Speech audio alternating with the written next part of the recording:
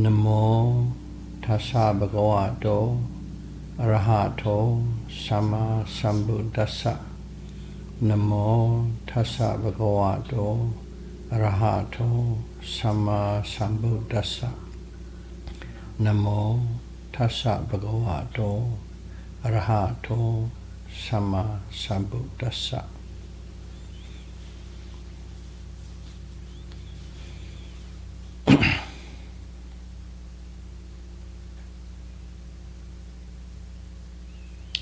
Theravada Buddhism series, Dhamma talk number 99.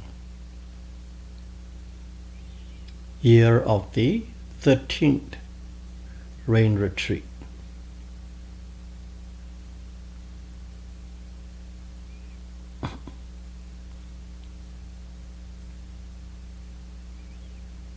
On the 13th rain retreat,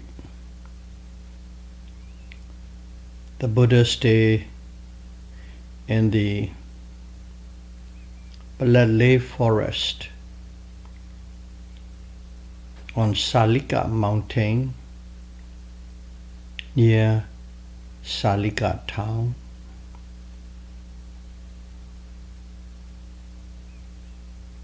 During the first 20 years after enlightenment, Buddha didn't have a designated attendant. Whoever is available and whoever wants to go with the Buddha accompanied him. That year, Elder Megia attended the Buddha. One early morning, the elder asked permission to go to Jantuk village alone for alms round. After the alms round and partaking the meal at a suitable place, he walked along the Kamigala riverbank, found a beautiful mango grove, and felt that it was a good place to practice meditation.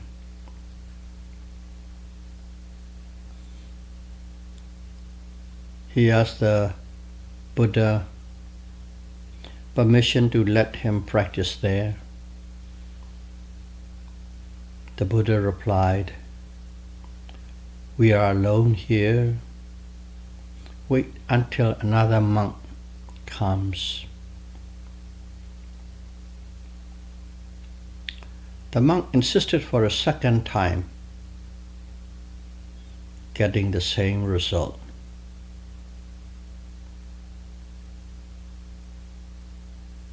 On the third time,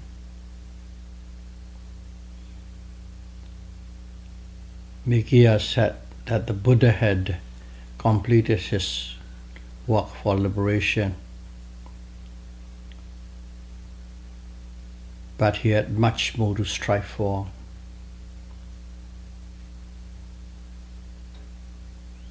Then Buddha allowed him to go to the mango grove to practice meditation.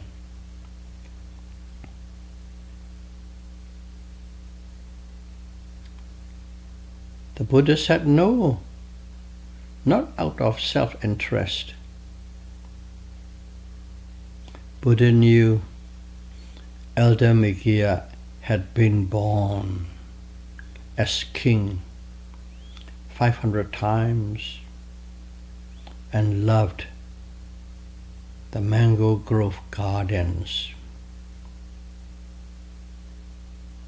because a king can have or made for himself anything he desired. He loved mango gardens, so he always have mango gardens as king.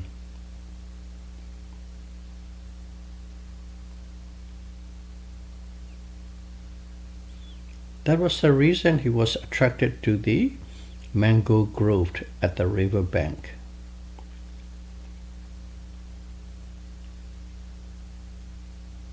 He would not have progressed in Dharma if he had practiced there. Buddha knew about all these things. For that reason he said, no. First time, no second time. Third time, he said, okay. Basically, do as you please.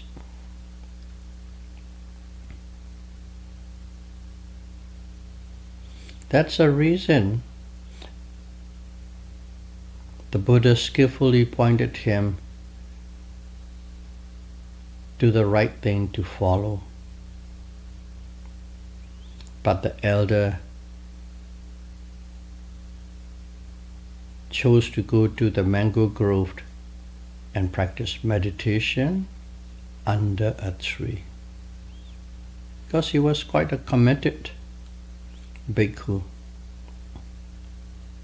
It's just that he's attracted to that mango grove. During meditation, the images of his past life appeared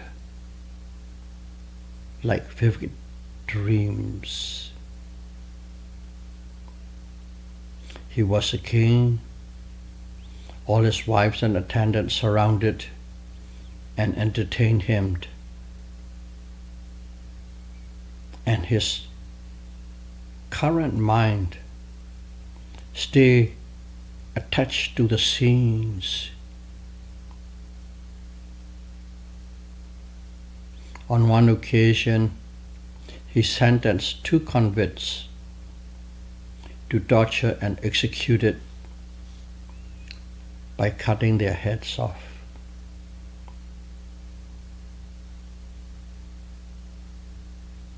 After that, when he came out of meditation, he reflected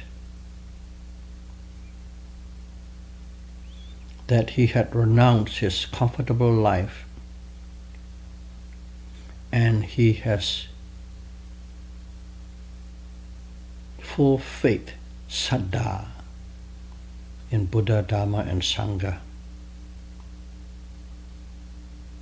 Yet, during meditation, attacked by lust, ill will, and harm, he was fearful of it and felt helpless. Then he returned to the Buddha, relating his story, begging for forgiveness. Of course, out of compassion, the Buddha instructed the following 5 groups of qualities required for immature minds to become mature.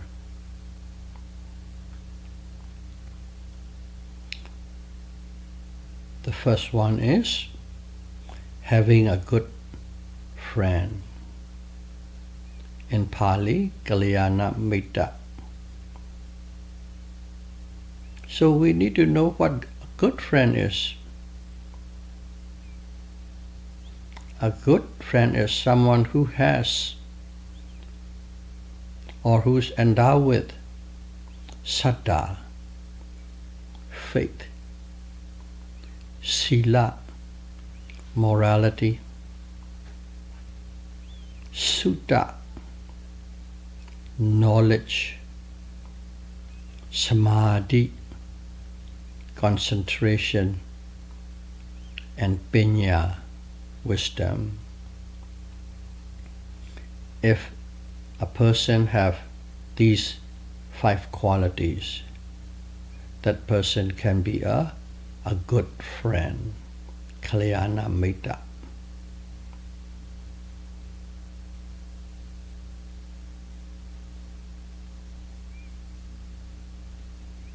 So, it is a relative term, good friend is. For you, a good friend is somebody who is better than you in these 5 factors and be able to guide and lead you to a better position. But for another yogi who is not as good or strong or mature as you are, then you are the Kalyana Mitta for that yogi. So, if you look at quite plainly, somebody who is better than you can be your teacher, and you can be a teacher for somebody who is not as competent as you are. Kalyana Mitta, a good friend, actually is a teacher. But it is always relative. One can be a student and one can be a teacher. So instead of student-teacher, the Buddha called it good friend, Kalyana Mitta.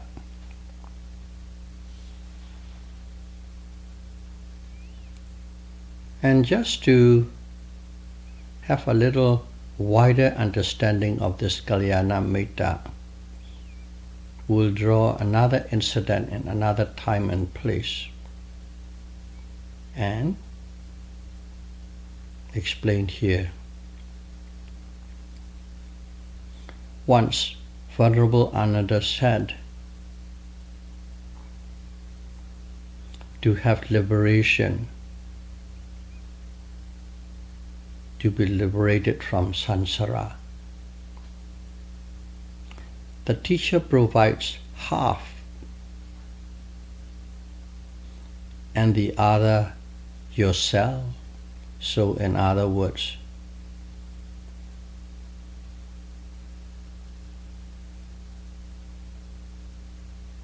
to be liberated from samsara,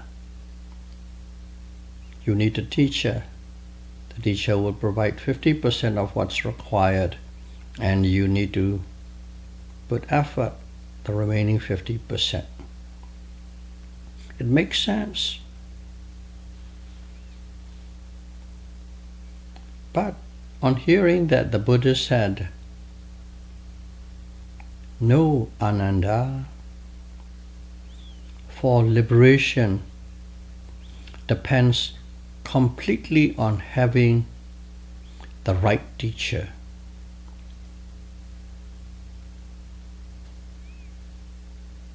Why did the Buddha say that? Because a yogi is lost if a teacher cannot guide one to the right path. If the teacher cannot guide one onto the right path, regardless how much the yogi put effort,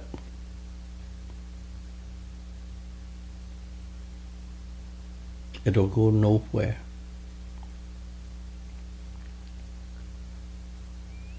And the yogi will still be lost on the journey of life. That is number 1 requirement, Kalyana Mitta. Second, we can call it morality.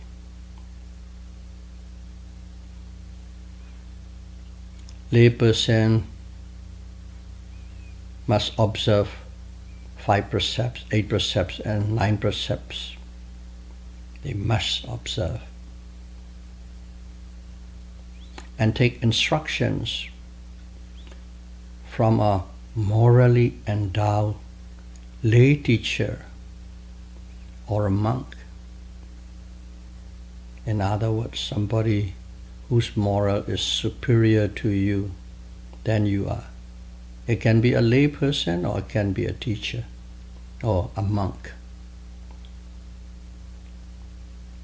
But for the monks have to follow the rules and regulations or disciplines of a monk. In one word, it's called Vinaya, the code of conduct for the monks. Must. And they can follow another monk, another bhikkhu, who is serene, steadfast, and wiser than you are, or than the monk is. So, lay can have a lay teacher or a bhikkhu. Monk must have a bhikkhu as a guide. That is number 2. Number 3, listening to Dhamma talks. That would be the heading. One must have easy access to Dhamma talks. In the olden days, in other words, there must be a teacher who can always watch and instructing you, giving you Dhamma, what is practical and functional for the practice, and explaining. And these Dhamma talks are inspirational to open the immature minds. Basically, what is needed, they will be teaching, the teacher will be teaching. But bear in mind, one must have a right attitude while listening to the Dhamma. Because Dhamma talks are, in brief, about what not to do or what to avoid. Bad and evil, unwholesome stuff. And what to do, what kind of wholesome things to do to improve. In brief, that is what Dhamma talks are about. But we are full of faults. We have immature mind, so we have so many faults.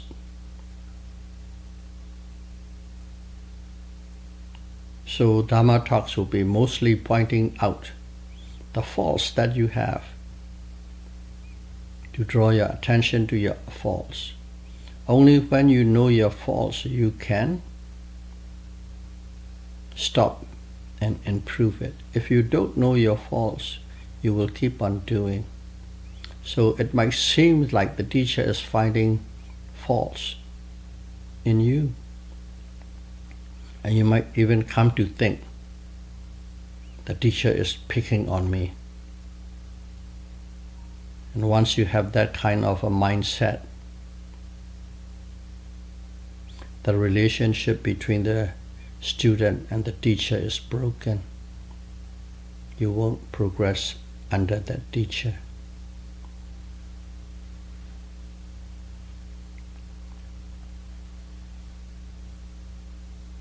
So, Dhamma talks are not about finding faults, but opening one's mind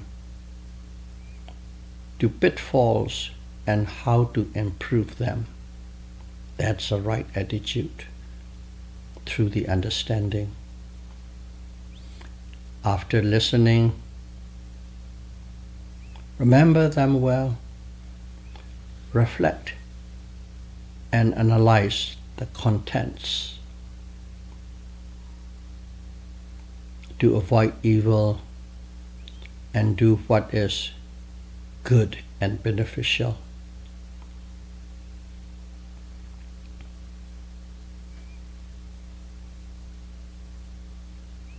That is what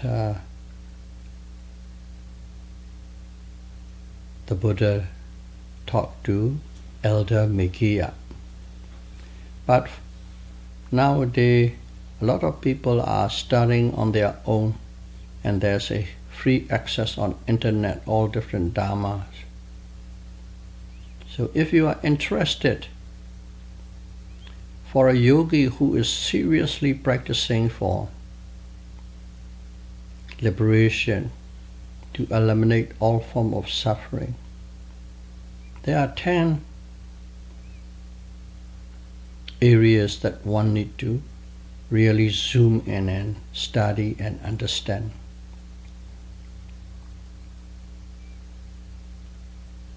And they are: 1.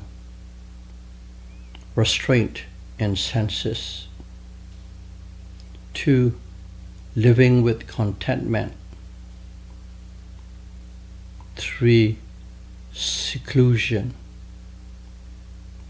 4. Avoiding the social scenes. In a modern day, spending a lot of times on Facebooks and all these apps and stuff like that are included. You are communicating through the internet.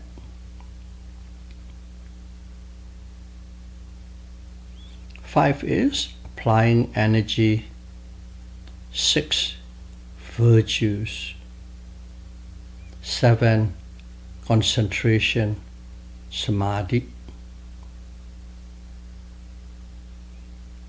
8, wisdom, insights. And 9 is deliverance, vimukti.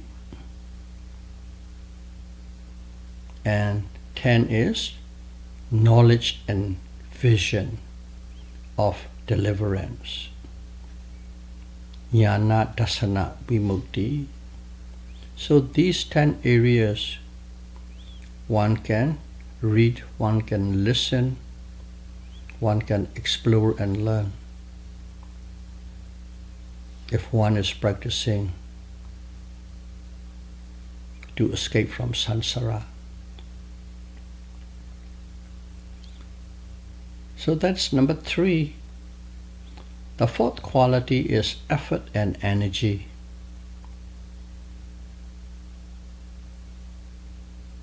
And there one need to balance effort, viriya, and concentration, samadhi. It is critical not to overexert or become lax.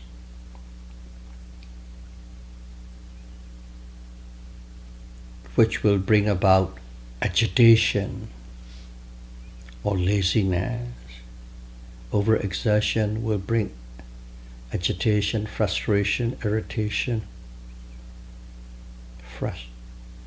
and the laxity will bring laziness, dullness, and sleepiness.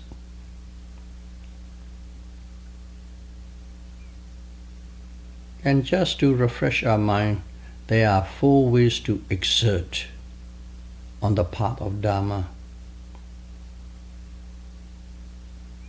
One is one must always try to add new wholesome states or actions that one has never done before. Keep on finding new ways to do good things. And also keep on doing the same thing that you have already done. Good things that you have already done. Keep repeating, multiply it, don't stop. That's the second way to exert. The third way is not to repeat unwholesome activities that you have done before Whatever you have done before, stop doing it. And then never to do anything, any new unwholesome thing that you have never done before. Those are the 4 ways to exert energy and effort under the Dharma practice. So that's a 4th quality. The 5th quality is, while you are practicing, of course, with commitment and great effort, one will progress through various levels of vipassana insights. And the teacher will guide you through it and help you through it. The key points are like arising and passing away, udayabhaya jnana, insight of the solution, bhinga jnana, and insight of equanimity, sankharupekkha jnana. Those are the key.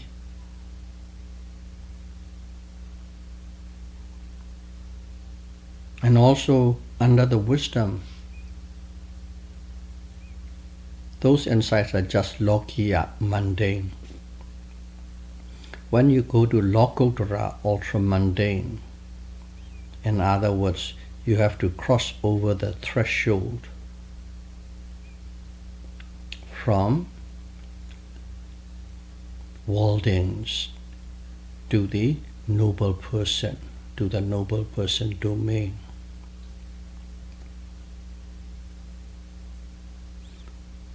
And by crossing over,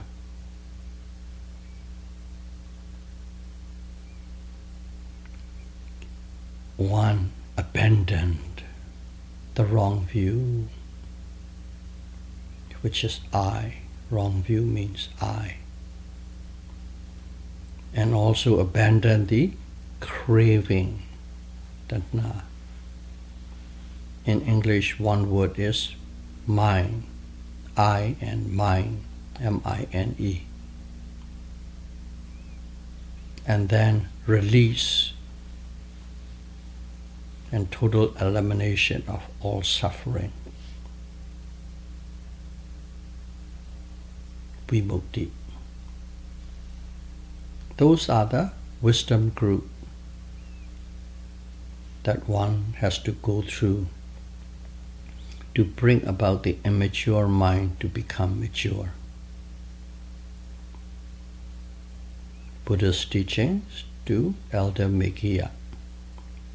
And after that, Buddha also put some supplements there, because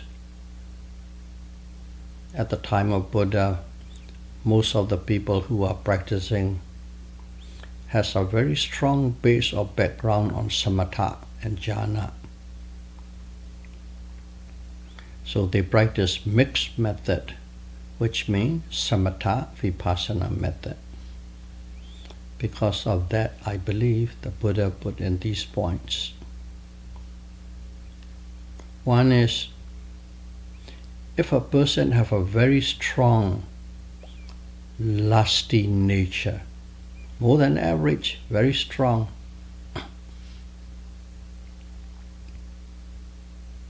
to abandon that lust, one need to practice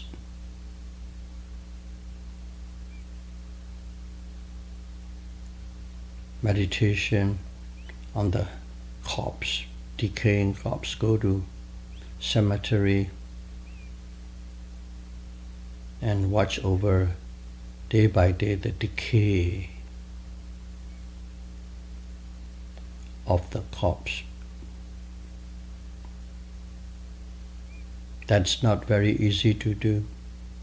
Another way to do is, while you go for number 1 and 2, while you go to toilet, washroom, contemplate deeply about the process, the smell, the sight, the feeling, and all these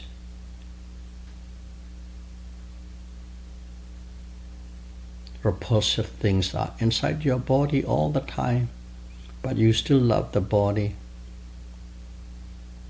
And if you contemplate upon that, your attachment to the body becomes less and less and less.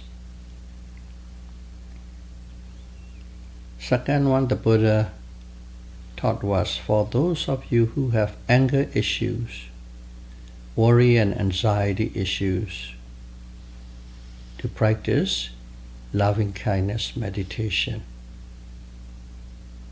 metta meditation. Number 3 is for those of you who have a great difficulty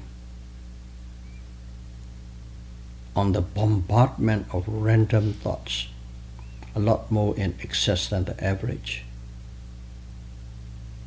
Practice anapanasati, in-breath, out-breath meditation. That will stop the bombardment of thoughts. But it wouldn't eliminate them, uproot them. But as long as you are in a state of meditation, they will stop arising.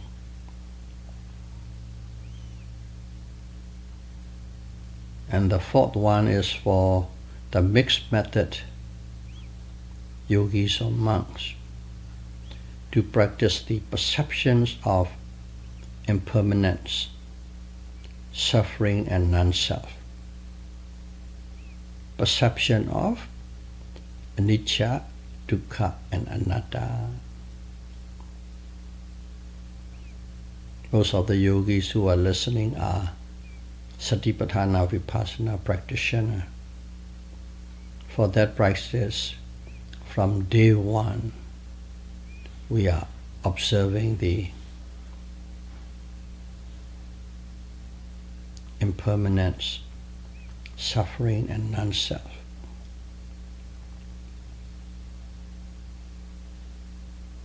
So, those are the instructions the Buddha gave to Elder Megia, the 5 qualities and the full supplement.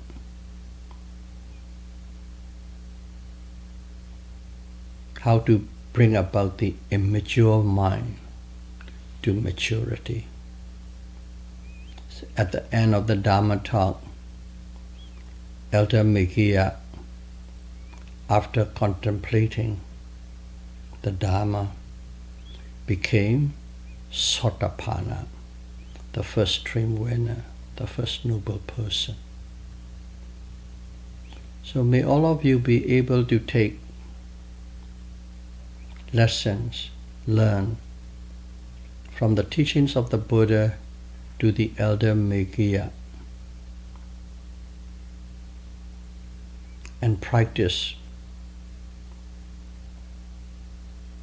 ardently, consistently, and attain liberation as soon as possible. Sadhu, sadhu, sadhu. Thank you very much.